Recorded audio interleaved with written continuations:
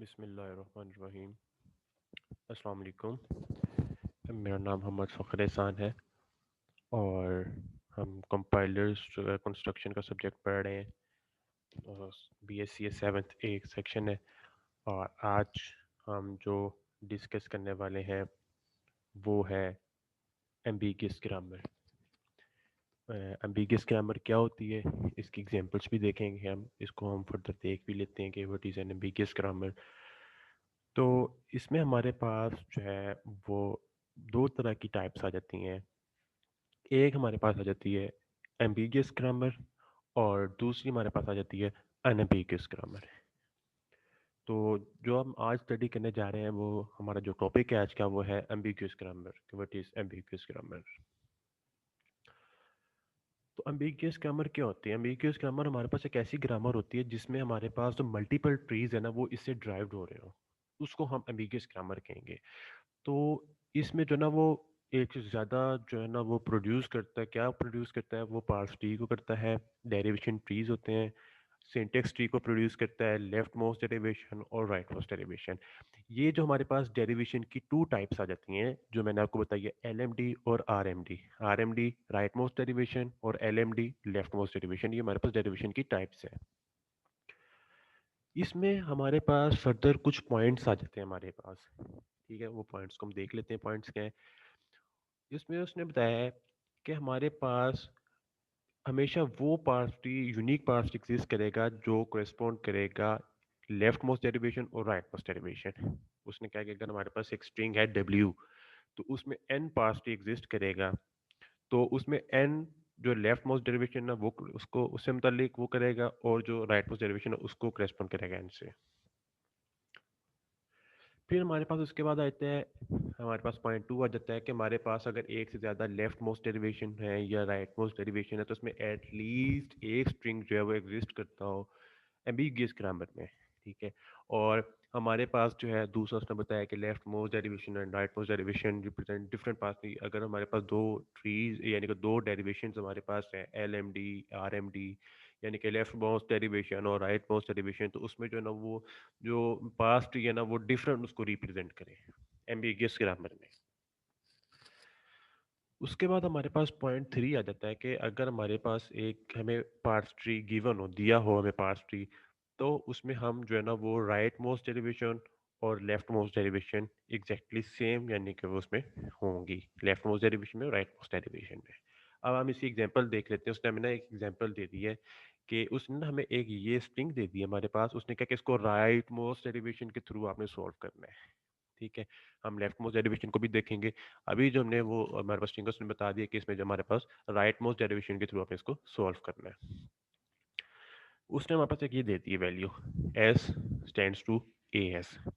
अब हमने ना देखना है इसमें राइट वाली वैल्यू कौन सी है, और राइट वाली वैल्यू हमने ना इन दोनों में से देखनी है, ना कि इस पूरे में से, क्योंकि हमने जो देखनी है हमारे पास वो ये है।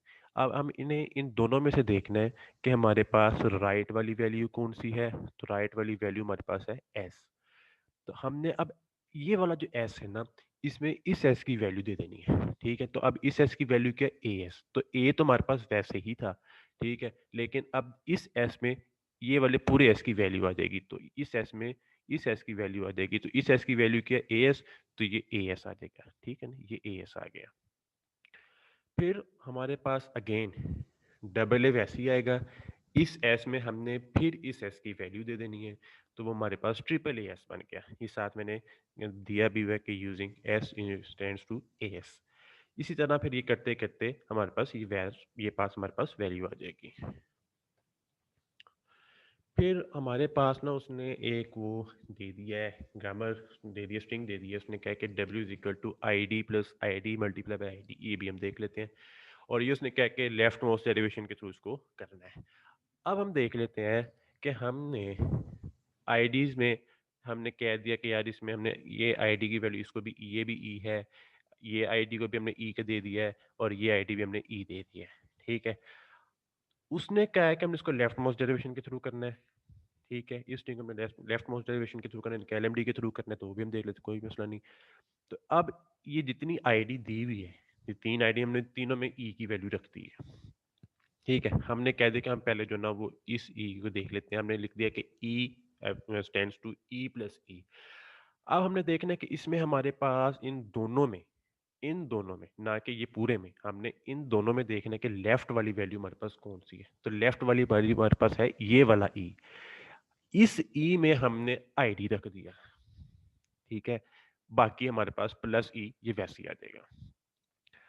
अब हमने क्या देखा कि हमने अब जब नेक्स्ट नेक्स्ट गए, हमने इस ई में आगे हमने रख दिया ई मल्टीप्लाई बाई ई, ये वाली।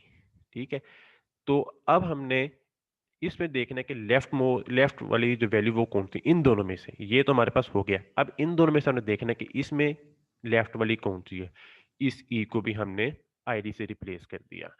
फिर इस ई जो बाकी बचा, इसको भी हमने आईडी से रिप्लेस कर दिया। तो हमारे पास ये जो फाइनल रिजल्ट आ गया, ये आप देख सकते हैं कि ये इसके साथ मैच कर गया है। अच्छा, अब हमारे पास जो है, पहले हमने देखा राइट मोस्ट डेरिवेशन के थ्रू हमने एक एग्जांपल देखी। अब हम देखते हैं कि हमारे पास लेफ्ट मोस्ट डेरिवेशन के थ्रू हम एक एग्जांपल देख लेते हैं। ये मैंने पेंट में डिज़ाइन की थी, तो वो मैंने कहा उसमें वीडियो जो है ना वो फिर उसमें बार बार वो डिस्टर्ब हो रहा था, तो मैंने उसको उधर से उसको बना के तो इसमें मैंने इसको इमेज लगा दी। तो ये हम देख लेते हैं हमने किस तरह की, इसमें ना हमारे पास उसने तीन किस तरह के हमारे पास ना रूल्स दे दिए हैं उसने। ठीक है, पहला रूल जो है वो है S stands to S plus S, ये रूल नंबर 1 है।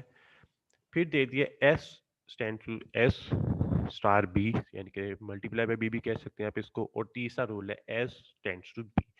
और उसने ये एक्सप्रेशन दे दी कि इस एक्सप्रेशन के इक्वल आना चाहिए और विद लेफ्ट मोस्ट डेरिवेशन के थ्रू आना चाहिए। ठीक है, अब हमने देख लिया, हमने पहला रूल ले लिया S tends to S plus S.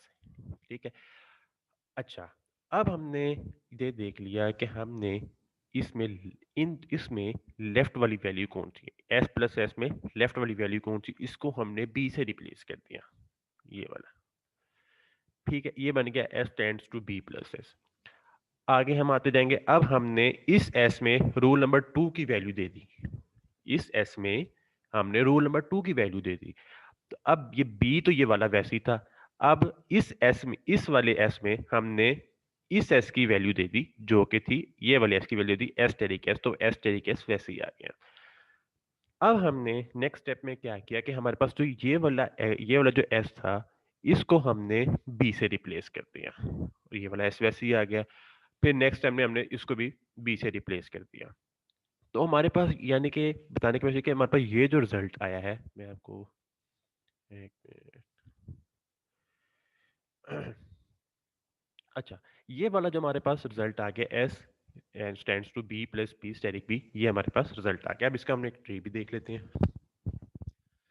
Tree हमारे पास ये वाला एस, यानी कि अगर हम स्टेप 1 देखें तो हमने स्टेप 1 में यानी कि क्या किया है, एस हमारे पास जो था वैल्यू थी ना हमारी, उसमें हमने क्या किया, एस प्लस एस कर दिया। ये वाला एस पहले हमने इसको वो पेरेंट नोड बनाई। ठीक है, उसमें हमने इसके चाइल्ड में लिख दिया एस प्लस एस था ना ये वाला, तो ये एस प्लस एस आ गया। ठीक हो गया। अब हमने क्या करना है कि हमने अब देखा कि इस एस में हमने जो वैल्यूज दी हैं वो आएंगे एस स्टेरिक एस, यानी कि इस एस में बी जो है ना वो वैसे ही रहेगा। ठीक है, तो इस एस में हमने जो है वो ये वाला एस स्टेरिक एस की वैल्यू दे दी है। इधर मैं सॉरी गलती से बी लगाना भूल गया हूँ। ये वाला इसकी ये एस में हमारे पास ये वाली बी की वैल्यू भी आएगी, यानी कि इधर मैं एक मिनट में कर देता हूँ अगर हो सकता है तो, यानी कि इधर बी आएगा हमारे पास। ठीक है, इधर ए, मैं इसको ड्रॉ भी कर देता हूँ ये। ठीक है, ये मैंने आपको बता दिया कि इसमें ये एस जो है, इसमें बी, ये वाला जो बी था वो आ गया। ये वाला भी हमने इधर लिख दिया। अब हमने देखा कि इस एस में हमने डाल दिया एस स्टैटिक एस की वैल्यू। तो अब इस एस में, यानी कि इसमें हमने चाइल्ड बना दिया एस स्टैटिक और ये एस। ठीक हो गया। अब हमने ये बी तो वैसे ही था, ये वाला बी वैसे ही आ गया। अब आ गया बी स्टैटिक सॉरी एस, तो ये एस की जगह हमने बी रख दिया और स्टैटिक एस ये वाली रहेगा। ठीक है, तो ये बी यानी कि बी हमने हमारे पास जो था ये बी, ये वाले बी चल रहा है, हमने वैल्यूज करनी है इसमें। अब इस एस में हमारे पास आ गया बी, तो हमने इसका जो चाइल्ड नोड है उसमें हमने बी रख दिया है। स्टेरिक भी हमारे पास वैसे ही आ गया और एस भी हमारे पास वैसे ही आ गया। अब अगले स्टेप में हमने क्या किया कि हमारे पास जो ये बी था ये वाले बी रहेगा, ये वाला बी ये वाला रहेगा, और ये स्टेरिक भी वैसे, जो ये लास्ट वाला बी रहता था ना, ये एस की हमने एस को बी से रिप्लेस किया तो बी इधर आ जाएगा, यानी कि हमारे पास बी ये वाला प्लस ये बी स्टेरिक बी। तो ये हमारे पास इस तरह जो है वो एक ट्री बन गया है। ये हमने किसके थ्रू किया है, लेफ्ट मोस्ट डेरिवेशन के थ्रू किया है। अब हम देख लेते हैं इसको दूसरे तरीके से भी देख लेते हैं। हमने पहले रूल 1 को किया था, अब हम रूल 2 को देख लेते हैं। हमारे पास हमने पहले इसको इस रूल के थ्रू किया, रूल नंबर 1 के थ्रू के उसमें ये वाला किया था। अब हम रूल 2 के इसको उसमें तरीके से देख लेते हैं कि रूल 2 में हमने इसको क्या किया है। तो रूल 2 हमारे पास था S stands to asterisk S, ठीक है। तो हमने अब इसमें जो है ना वो इस एस में, यानी कि इसमें लेफ्ट मोस्ट डेरिवेशन के थ्रू करना था, तो हमने इस एस में ये वाले एस प्लस एस की वैल्यू दे दी, यानी कि हमने ये एस में इस एस में हमने ये एस प्लस रूल नंबर 1 की वैल्यू दे दी, ठीक हो गया। और ये स्टेरिक एस ये वैसे ही रहेगा, ठीक हो गया। अब हमने क्या किया है कि हमने इस एस को बी से रिप्लेस कर दिया है, ये आप देख सकते हैं, ये रूल नंबर ये वाला, इसको हमने बी से रिप्लेस कर दिया है। प्लस एस और मल्टीप्लाई बाय एस ये वैसे ही रहेगा। नेक्स्ट स्टेप में हमने क्या किया कि हमने एस स्टैंड्स टू बी, ये वाला तो वैसे ही था, इसको भी हमने बी से रिप्लेस कर दिया और ये मल्टीप्लाई बाय एस वैसे ही रह गया। और नेक्स्ट स्टेप में हमने क्या किया है कि हमने पहले बी तो वैसे ही था, ये भी वैसे ही था, इस एस को भी हमने बी से रिप्लेस कर दिया, तो हमारे पास रिजल्ट दोनों के सेम आए हैं। तो अब हम इसका भी पार्स ट्री देख लेते हैं, यानी कि ट्री जो हमने बनाया वो भी हम इसका देख लेते हैं। सबसे पहले ये वाला एस, ये हमारे पास बनी पेरेंट नोड, ठीक हो गया। अब है जी हमारे पास एस टेरिक एस, तो ये हमने लिख दिया एस, एक मिनट मैं इसको जरा अरेज कर दूं, ये हमारे पास ठीक हो गया। तो हमारे पास स्टेप 1 में देखते हैं, तो स्टेप 1 में हमारे पास था एस पेरेंट नोड था, हमने एस को पेरेंट नोड बना दिया।